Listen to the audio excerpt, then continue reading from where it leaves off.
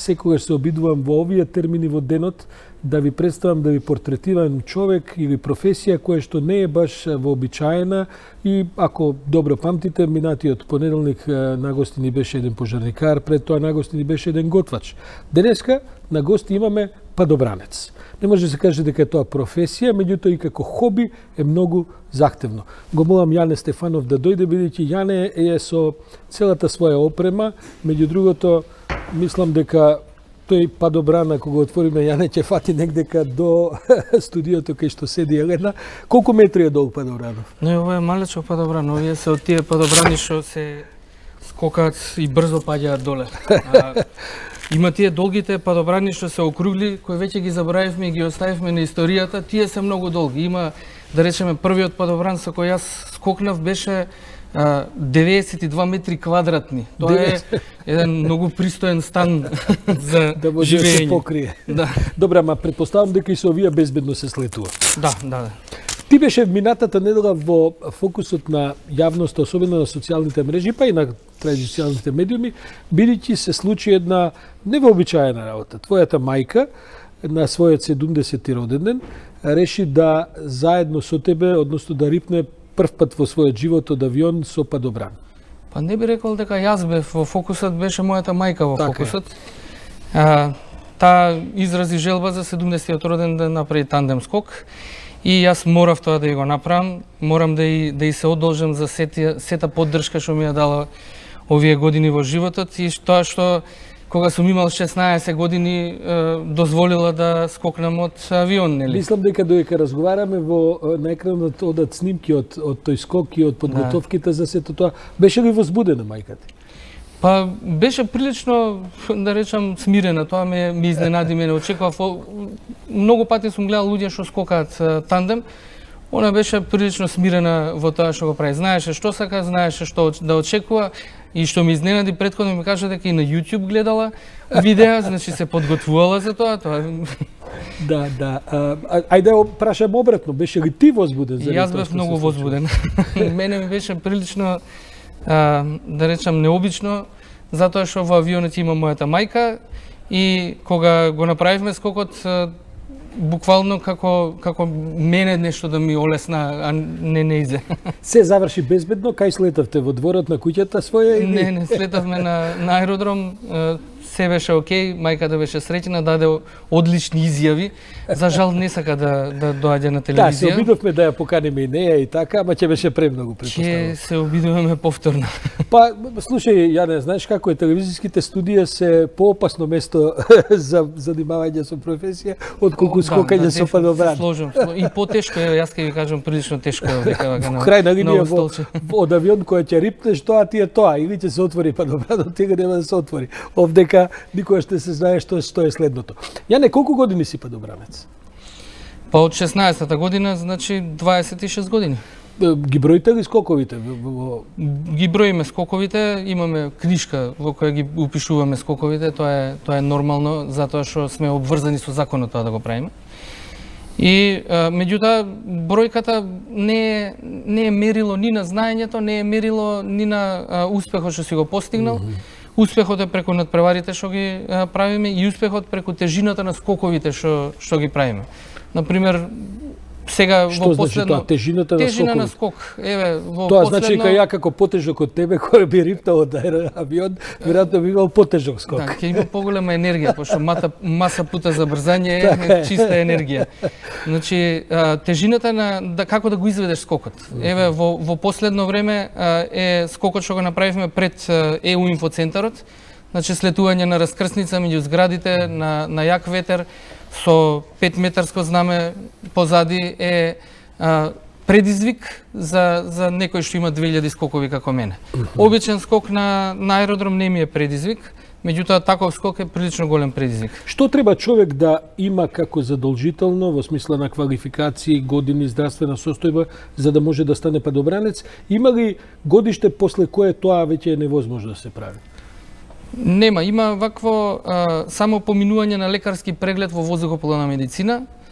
Тоа е обичен лекарски преглед, секој нормално здрав човек би можел да го помине. Која е најдолната граница на возраст? 16 години и тоа е со дозвола на родител до 18 години, а после Има, на пример, јас сум имал ученик од 45 години кој почнал да скока на 45 години, првиот скок што го направил, и ученици што почнале да скокаат на 16 години. Морам да признам дека ја немам таа храброст да се фрлам од авион, макар и со падобран. За некои други работи веројатно имам повеќе храброст, но овие приказни сум ги слушал уште од Зоран Иванов, колегата наш, кој што е еден од, да кажам, по-искусните и легендите на македонското падобранство. Еве, во некоја друга прилика можеби и него ќе го викнеме тој да раскаже за своите скокови. Кажи ми, ти доаѓаш од Стенковец, од спортскиот аеродром Стенковец, од аероклубот Скопје. Да. Имате ваши авиони со кои ги изведувате скоковите, како е сето тоа организирано? Аероклубот постои од 23-та година и поминал низ многу општествени превривања за да стигне до овој денешниот ден. Имаме авиони, ги користиме за летање и за скокање, исто така ги користиме и за популарното прскање за комарци, вакцинирање на лисици и така натаму. Имаме 9 авиони на нашиот аеродром, ние сме оператори на аеродромот Стенковец. Сакаме да создадеме едно место, повеќе фамилиарно наше место, каде што сите влюбеници на воздухопловството ќе може да дојдат и да уживаат во овие спортови. Ако не се лажам, се повеќе луѓе ви доаѓаат. Да, во последно време има се повеќе луѓе. Има еден тренд во последно време што го забележуваме, луѓето сакаат да го користат како пикник место, односно и големите компании како што се Пивара, Рамстор, сакаат да го искористат за своите вработени да дојдат и да направат еден убав пикник. Да си поминат убав ден. Нас тоа не ни смета, сакаме да има на нашата ливада многу луѓе и да доаѓаат многу луѓе и затоа се обидуваме да направиме да речеме пристојна, приступачна за луѓето кои не се од светот на воздухопловството, бидејќи за човек што е од воздухопловството доволно му е само авионот, падобранот и ништо повеќе. Добро, ова доволно му е само авионот, падобранот се услови кои што не се мали. Има едно предубедување дека човек да се занимава со скокови, да се занимава воопште со авиатичарство и така натаму, треба да е прилично богат. Некако кога ќе се каже авион, се мисли веднаш на овие лирџетови кои што чинат милиони и така натаму. Вие имате 9 авиони. Јас морам да кажам дека сум бил на аеродромот, па знам каква е состојбата и така натаму. Еден добар авион, веројатно на старо купен и така натаму, за влюбеник во тој спорт, бидејќи се работи за една пасија спортска, веројатно чини негде како еден поскап автомобил, ама не и од најскапите. Така ли грешам? Еве да речеме, еден многу добар чини колку една Тесла. Колку една Тесла. Да. Добро. Тоа значи дека можете и неколкумина да се обединат, па да купат заедно еден авион кој потоа спортски би го користеле. Да, има луѓе кои си имаат своји приватни авиони, исто се паркирани на нашиот аеродром. Ги користат за да уживаат во летањето, а и ги користат за да отидат да прошетаат до Охрид, до Штип, на разни места, сега и надвор од земјата веќе е возможно тоа. Така да треба луѓето да бидат богати, треба сите луѓе да бидат богати. Не треба само тие што се занимаваат со воздухопловство да бидат богати. Меѓутоа, задоволството кое го дава летањето и скокањето е прилично големо и луѓето може да вложат. Секогаш може да се најде начин како да се заработи тоа. Значи, имаме ние делови каде што работиме, луѓето што доаѓаат да учат кај нас за летање.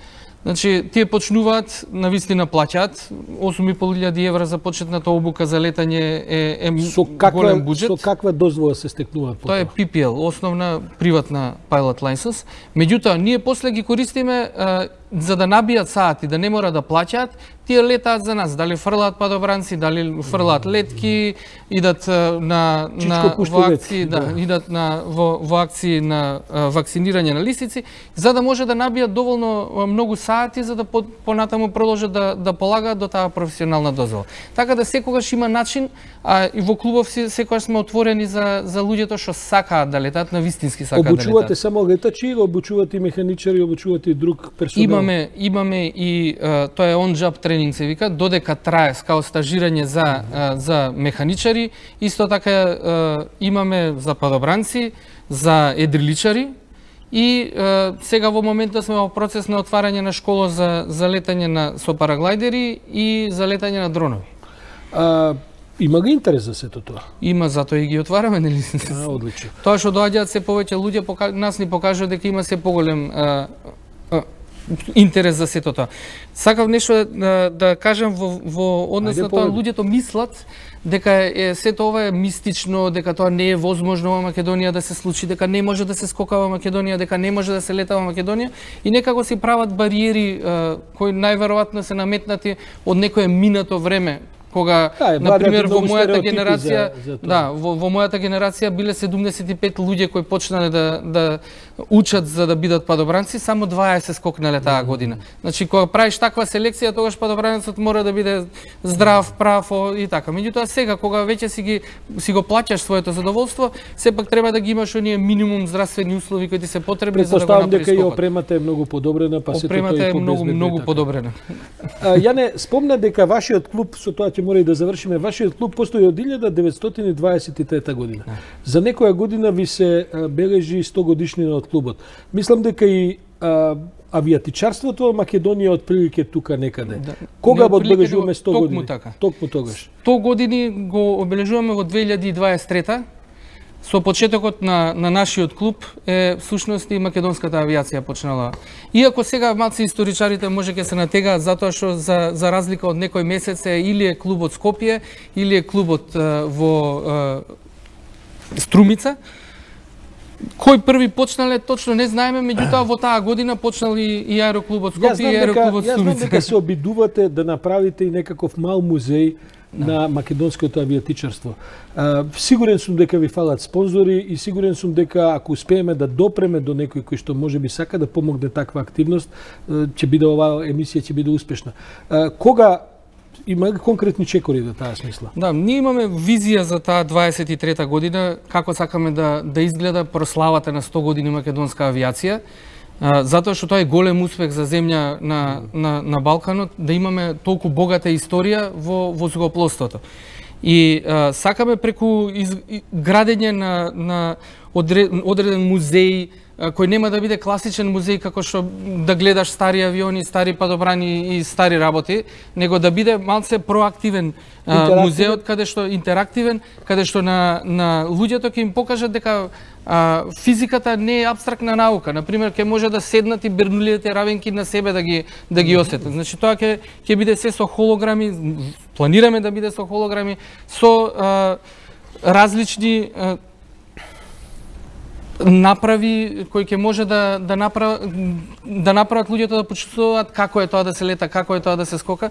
Меѓутоа ќе видиме дали ќе го исполниме тоа и убаво е да имаме спонзори за тоа нормално.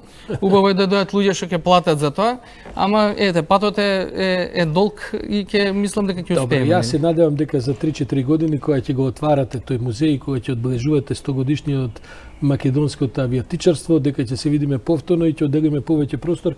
Јас право да ти кажам, ти се чудам сега ова чудо од Падобран како ќе го спакуваш надвор повторно во торбата, бидејќи ова е компликувано да се извади, ама да се стави назад и да функционира, можам да предпоставам дека уште покомпликувано. Процесот е исти. Процесот на отварање и процесот на затварање обратен само. Тоа веројатно говори дека од мене падобранец во преостанативе години што ми останале нема да биде наскоро, но се надевам дека ќе останете со нашата програма и после вестите и после другите содржини кои следуваат. Не заборавајте, сега ќе гледаме малку месечини дека ќе се спремаат, има малку реклами, но потоа ќе биде кујна во која што ќе се варат некакви шпагети, ако не се лажам, а истовремено, чекайте да видам што сум запишал, ќе има и некаква салата со шпагетите. Така што еден лесен медитерански би рекол ручек, точно можеби за овие последни денови на доцното лето, раната есен во Македонија. Останете со 1 ТВ и со Студио 1, отворено студио. Јас сум Сашо Орленовски.